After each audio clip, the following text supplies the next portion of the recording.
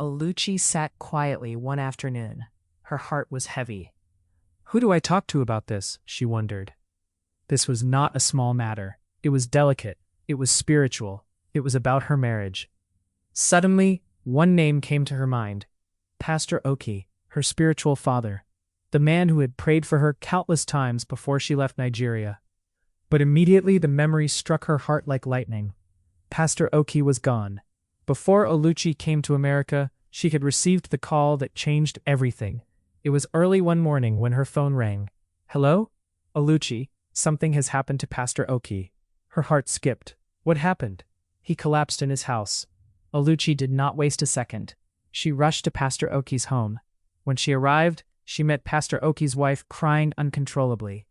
Mummy, what happened? Oluchi asked anxiously. Your daddy collapsed, she replied through tears. We need to rush him to the hospital.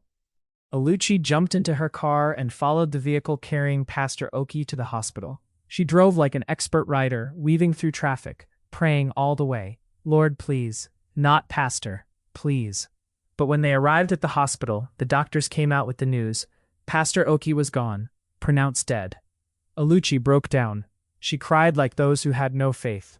Daddy, why? She sobbed. I was hoping that one day I would send you packages from America. Pastor Okey had not just been a pastor. He was a father to many. He had so many non-biological children he had raised, supported, and guided spiritually. Oluchi was one of them. He was the kind of pastor who could give his life for others.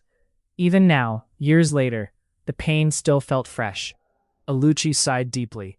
If Pastor Okey were alive, she thought, I could have called him. He would have spoken to his son. But now, it was too late. With no one to call, Oluchi returned to the only place she knew to run. Prayer. She cried, Show me mercy. Let mercy prevail over judgment in this marriage. Then another voice echoed in her mind, her mother's voice.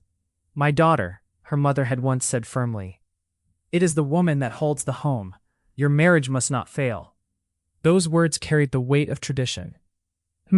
If your marriage fails, her mother had continued, people will laugh at you. In our family, nobody has gone through divorce. You must make it work.